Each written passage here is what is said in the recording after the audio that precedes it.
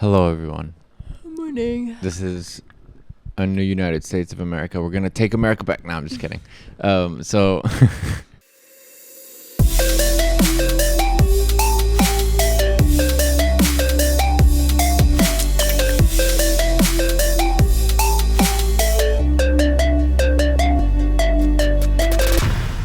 We're actually filming this on the day that it'll hopefully be posted, right? yes. So we're fresh off the boat of Fresh off the campaign trail. yeah, fresh off the campaign trail Just of kidding. Trump becoming our next president again. We live streamed. Oh, Yeah, we live streamed like for didn't 4 eat. hours on the election results. Brian was drinking and I was watching him drink, and Oh, we had a couple people that were chilling with us. yeah, it was cool. actually fun. There was one named Khalifi.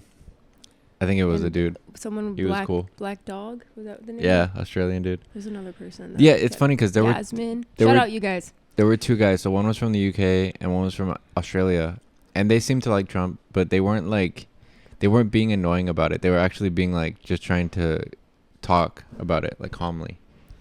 Yeah, they're not like obnoxious. Yeah, That like They to see just- people suffer. it's because they see the biggest issue as immigration, which it seems to be an issue all over the Western world right now. Is immigration. Yep. I don't know. For me, my biggest fear is that we're going to turn into like a theocracy or like Christian nationalism. That's And- what the Supreme Court has expressed their agenda is. We don't know. A lot of things comes out of Trump's mouth and it's complete Yeah. bullshit. You don't like, he's just yapping. I don't think he's religious, but I don't think He's he cares pretending to be. if we go in that direction. Do you remember when he stood in front of the chapel with With the Bible, Bible? yeah. Yeah. Like, okay. Well, at least we're going to have entertainment for the next 4 years. Yeah, but at what I'm just expense? kidding. I know, I'm just joking. I truly hope that the fear that a lot of the country has is just nothing but fear, and truly I hope there's not much to worry about Well, in the grand scheme of things. But I do think there's as much as some people don't want to admit it, I think a big thing is because, okay, we're the most diverse country in the world, right? Technically. sure, But I would the assume so, majority yeah. of people here are white men. And just I white in think general. that a big reason why so many of them voted for Trump is because they want to preserve their standing culture. in this country. Yeah, a lot of white people here are afraid there to be are a a few- minority. there which are a is few that admit funny. it. There are a few that admit that, especially ones that have big followings. But I don't know. I mean, to me, it seems like that's one of the reasons why you'd want to vote for him. The other reason is because like if you actually look at the past and stats, like I don't think he's gonna do much of what he says. Most politicians don't really do much of what they say. They just keep this going to like continue their we're gonna fix this and we're gonna fix this so they can run off of things. In my opinion, I would love to see Bernie as president or an independent like Bernie, but Bernie's one of a kind. They'll never let him in the White House. He almost had a chance in 2016, and they were like, "Fuck, he's getting too popular." Yeah. Yeah. If and we break they out of the labeled two-party him like system- a socialist too, Yeah, so yeah. that worked Well- against him because everyone's afraid of socialism in this country. Yeah, well, he should have never put that title in his name, the Democratic Socialist. Well, he thought people were smart enough to comprehend what that means and how much they will benefit from that. Yeah. And yeah, I it baffles me the amount of idiots that live in this country, and this is coming from Yeah. not the sharpest tool in the shed over here. Okay. I think another thing that is that like people are afraid of is obviously going backwards on progressive things like gay acceptance, marriage. other things like that. Like I mean, we went backwards on Roe v. Wade. that's what I'm saying, things like that. So like I wouldn't put it past if people are very religious that get into power, if they're like, you know what, we're gonna ban gay marriage now, and like these type of things. I think a theocracy would be very bad for us because it takes away so much of like the freedom of our country. Because they're going to push religion It's just onto been a people. mess over here. Unfortunately, he won the popular vote, which was, I don't even think he expected to get. No. Everyone But- expected her to win the popular vote. Yeah, so we don't know. There's been a lot of weird talk about things going on. There was in the news, there was like bomb threats from Russia, allegedly. I just think I a don't lot know. of people didn't show up because they weren't happy with I think, candidates. well, there was a lot of ballot boxes that were set on fire in There was Oregon like and two. Washington. There was a few, Really? yeah. I think one of them was able to extinguish itself because it had an extinguisher inside, which smart idea, whoever thought of that. I mean, my opinion, babe, like anyway, he won by like 6 million votes or something. Like those wouldn't have. Yeah. I understand. Yeah. But let's just reverse the roles here, because if that was the opposite, I know. We'd be storming again. Storming that Capitol. These MAGA motherfuckers would be like, storming they stole our votes. This is why he didn't win. And Kamala just was kind of like, okay, guys, well, good luck. I'm just kidding. No, I know. No, she pretty much was like saying, we're going to continue to fight, stuff like that. But I don't know if I have it in me under a Trump administration. The only thing I think that the only way to break out of because both sides are very corrupt and both sides take money, both sides lobby, like they accept lobbying, and there should be a regulation of how much money can be in politics. Like, it's crazy to me. So both sides, I don't think, have our best interests in mind. But sorry. That's why I think the only way we need to break out of this two-party system, because the two-party system just allows the corruption to just keep going in a cycle and again, back and forth, ping-ponging back and forth to what they never fix anything, really. Yeah. Yeah, we just need we need more options. And we need people to actually be like, if we had a majority of us that were split up in different, like, libertarian, like independent, like socialist, Green Party, like this, and we actually had big followings for each one, we could actually have more choices. And then those people in Congress too, they would actually split up how they think about things and vote. Right, but this country is already so divided, and especially the left, they are extremely divided just in that category alone. Yeah. Anyone who's like a Democrat or a leftist already votes so differently, if they vote at all. Yeah. Because a lot of them want a perfect candidate, and it's like, it's just never going to happen. No, that doesn't exist. You're going to have to compromise. You're going to have to see who is the easiest person to get what you want done under. They may not stand for it now, but like realistically, who's the easiest person to push things under? And it sure as fuck is not Trump. Well, that's why I'm left. I wouldn't call myself Democratic. I'm just left, but it's because I want progressive ideals for like healthcare, education, things like that. That shouldn't even be progressive. But yeah, I hear what you're saying. But that will only happen under the Democratic Party. It won't happen under conservative people, because conservative people just want individualism. They don't want people to be like a community and to like share things, like tax money going into things that will help people and everything like that. But they're a cult. That's what I want to go into. I want to have stuff like that. So like social safety nets, other things like that. And just for people to not stress about like medical debt and other things like that. That's really my main thing that I want in this country. But that's the only reason why I lean left and like vote left, is because it's more likely to happen under them than under a conservative president. And of course we know, like Brian said, like we know the left is corrupt just like the right. Yeah, it's because of the two-party system. Yeah. All right. But I wasn't like rooting. I wasn't like, I want Kamala to be. Yeah, same. But I also was like, I really don't want Trump. Yeah. And that's how we vote in this country. Pretty much, yeah. All right, so on that note, fat lady has not sung, so we'll see if he makes it to office. He won. You never know, his plane might crash with JD Vance in it, and we might have re-election. I don't wish that on anyone. I didn't wish it. I'm just saying, you never know. I don't want to put that out there on Maybe anyone. He cheated death when he got. I mean, he did cheat death when he got the assassination attempt. So we'll see. All right. So speaking on this, we're gonna do a video titled "Why Didn't America Become a Socialist Country?" Let's see.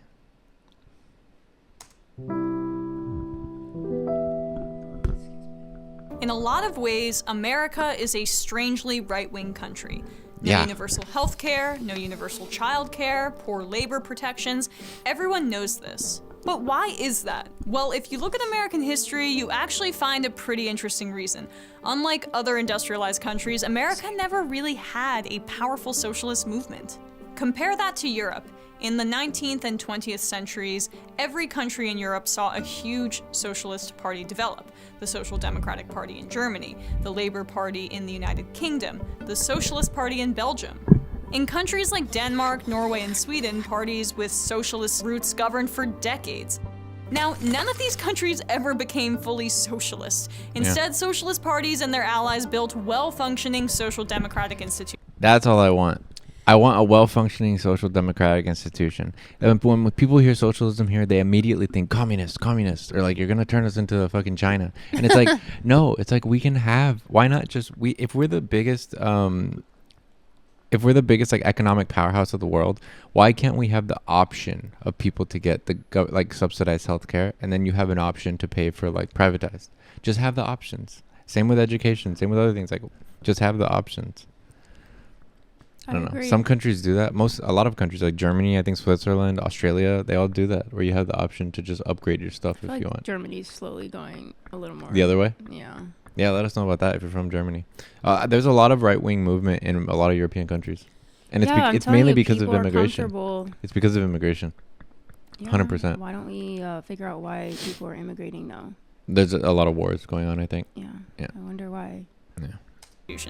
It's what they called the European way. Universal health care, generous welfare programs, free education, and strong protections for labor. But that sort of transformation never happened in the United States. Now, to be fair, the US did see a fairly strong progressive movement in the late 19th and early 20th centuries. There was the Working Man's Party of the 1870s, the governments of radical reconstruction, which W.E.B. Du Bois called dictatorships of the proletariat, and the leftist Populist Party, which won 5 states in 1892. There were even 2 members of the Socialist Party elected to Congress, and in 1912, Eugene Debs, the Socialist presidential candidate, received a full 6% of the national popular vote. The American Socialists were successful enough that in 1906, the leader of the German Social Democratic Party predicted that Americans will be the first to usher in a socialist republic. That's so wild. 1906. Yeah. Damn, something like insane must have changed. So why did the American left never gain power like the European left did? There are a few schools of thought about this. The most famous view, that of the German economist Werner Sombart, suggests that Americans were too prosperous and wealthy to believe in socialism. All socialist utopias, he said, came to nothing on roast beef and apple pie. Socialism needed workers to live close together to form working class institutions. It could do that in places like Berlin or London or Paris, but not so much in sprawling America. Even as the country urbanized in the 20th century, it also suburbanized. Suburban sprawl promoted anonymity and atomization rather than the sense of community and solidarity that America's too fucking big. Yeah, that makes sense, I guess, because there was already.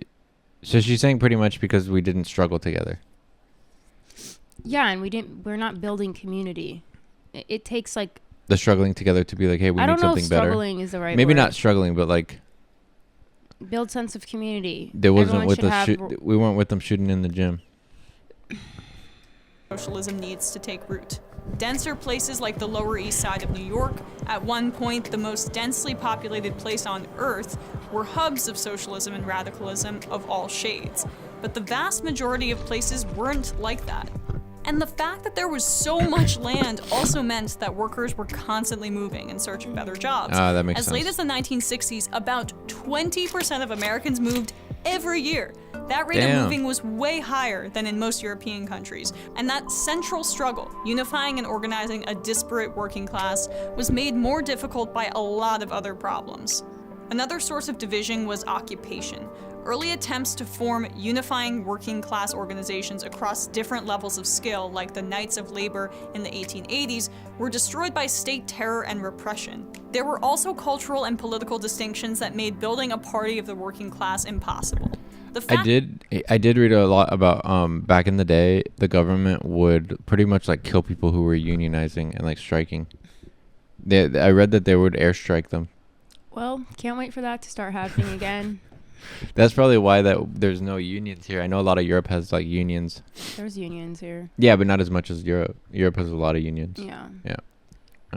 That America had universal or near universal male suffrage at a relatively early date, decades before the United Kingdom, prevented voters from polarizing on class lines. That's part of why, in the 19th and 20th centuries, many of the most dedicated socialists in America were Europeans importing socialist traditions from their home countries. It's no surprise that socialism tended to be strongest in immigrant communities, among Germans, Scandinavians, and Finns in the Midwest, and among Jewish immigrants in New York.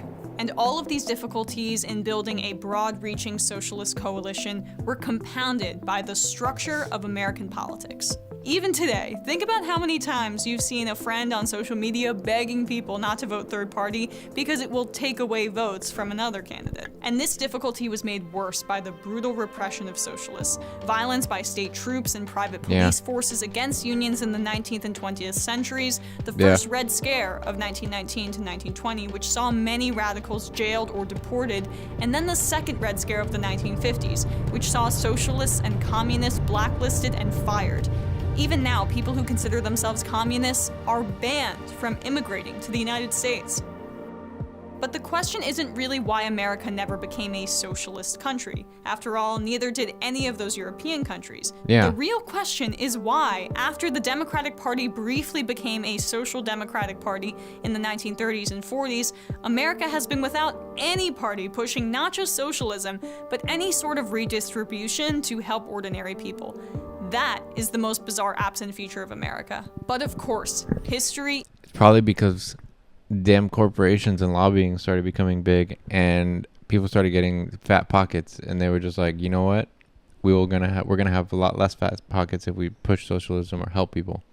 So capitalism. Yes. Yes. isn't destiny. Denied opportunity their whole lives, forced into dead-end jobs, facing mountains of debt and grim prospects, more and more Americans, especially young ones, are identifying as socialists. Socialism never took root in America before, but that doesn't mean it can't now. This is Emma Vigeland for the Gravel Institute. Come on, Emma, save us. I honestly want to join a movement of, there's a Dem socialist movement here in California. Kind of want to join it. But it's like, the thing is, like, I feel like I'm afraid that people are going to look at me like I'm some fucking commie. Who cares how people look at you? No, I know. It's just because, like, I don't want us to be like a complete, nothing is complete. We're never going to be a complete socialist thing. I just want some ideals, like mainly, like I said, healthcare, education, and housing. Like those types of things I feel like should just be like community type of things. It shouldn't be like, well, you need life-saving healthcare. Okay, well, you get ready to get in debt or things like that, or get ready to pay fucking thousands of dollars. Yeah, it shouldn't come at your literal expense. Yeah. For basic fucking human needs. That's all the argument is, and I don't understand how people can defend against that, to be like, well, then the quality would go down, then this would go, and it's like, there's ways where the quality doesn't have to go down. Just reallocate some of our taxes to pay healthcare workers and fucking teachers and other people that need the money. Have the strongest military in the world, and people will attack us, and they'll. Yeah. You're right. There's always an excuse. 50% of our taxes goes to the military, pretty much. So, I don't think that much needs to go to the military. Even our boy Dogtooth, or what was his name? Blue Dog? Black Dog in Australia. He spent 25 years in the Australian Defense Force, and he even said, he was like, we spend too much money on the military around the whole world. Like, we could use that taxes for many other things. I just don't agree with war in general. I mean, I think sometimes it's necessary. I don't think it's ever necessary. World War II, I think, was necessary. It was, because otherwise... I understand. Yeah. I understand. You don't want to hear my opinion about that, but yes, I understand. It's just my honest opinion, it's because... It's just that America, their not intentions. We've stuck our shit in a bunch of places that we shouldn't have. That's for sure. Right. Yes. But they went into that for the wrong reasons, too. They weren't trying to be, like, noble and save a bunch of people. It's for their own end. Yeah, I mean, I think every war that we've gone into, I think, is for... It has the ulterior motives. Right. So, again, you know what? I'll give you that one. Fine. We'll say yes. That's honestly the only one I can see as justified. 100%. I don't know. I guess when it comes to killing people, my brain doesn't... Well, I mean, if you think about it in like a utopian way, everything like that. I don't think utopia I'm exists. saying like... No, I know. I'm just saying... I'm just saying, like, obviously... I would want it to be like man, like, why does man kill man? Like, why? Like, there's no real, like, reason why we should be killing each other. There's not. It's pretty barbaric if you ask me. I don't see why it's still something that happens today. I understand when we were a lot less educated, but we can communicate better now as humans. I don't get it. Yeah. They're War takes us back to pretty much like barbaric times. Yeah, I and agree. You're just wearing a nice little suit instead. Yeah, it is true. All right. Well, all right, guys. Hopefully, let's see what our future holds for the next 4 years. Hopefully, Luckily, nothing we live crazy in California, happens. but hopefully there's You should see the map of California. A lot of them voted for Trump. I don't know if this is true or not, but living here, I've seen a dramatic increase of like influencer culture or people wanting to be in that industry out here coming over here. Like LA has changed so much in the past like 5-6 years alone. Yeah. Yeah, it has a lot. Like existing here has changed so much in the past 5-6 years. Yeah, it definitely has. I know Beverly Hills and all that has always been somewhat superficial. It feels way more superficial now than it's ever felt. And I don't know. I do feel like people, because this is a state where so many, transplants come to, it can sway political views and too. most of those people are individualistic.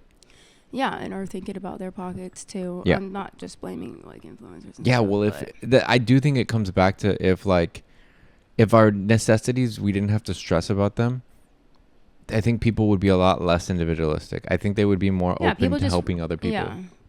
People in the middle and lower class just want their needs met, and a lot of them are under the illusion that a billionaire is somehow going to do that for them. And I also think because people who are rich know that they're safe, and that's the better person to vote for. Yeah, and I think that people don't realize, like, just because you get affordable healthcare or healthcare taken care of, no matter what income you're at, it's not going to make you work any less hard. It's like, I don't get why, like, you'll still, like, because people think that if you get stuff handed to you, then you're just going to be lazy and not work. But look at Trump. You had things handed to you. I'm confused. And you dug it to the ground many times. Yeah, I don't know. All right. I don't know. I think we should end this episode. It's one thing if you have basic needs handed to you. That's different. Once you have that fog cleared from your view and you can be like, okay, I don't need to worry about feeding my child. Yeah. I can actually focus on growing and contributing more than what I'm forced to. Yeah, but those people, why not? People will want to do more. They should just grab it by the bootstraps and get it done. Anyway. I'm just It's different kidding. if you're handed millions of dollars versus basic needs. That's always the argument. It's just, well, you just got to figure it out and do it. Boy. All right. Well. All right. Okay, guys, we hope you enjoyed that episode. Tell that to the military when they're trying to recruit teenage boys and girls in high school to join before that's a global problem. They're even able to drink. It's a global problem. Well, I'm talking about here because that's where I live. I know. All right, guys. Leave your opinions down below. Any suggestions, anything. And jump over to our blog channel too. All right. Bye. All right, peace.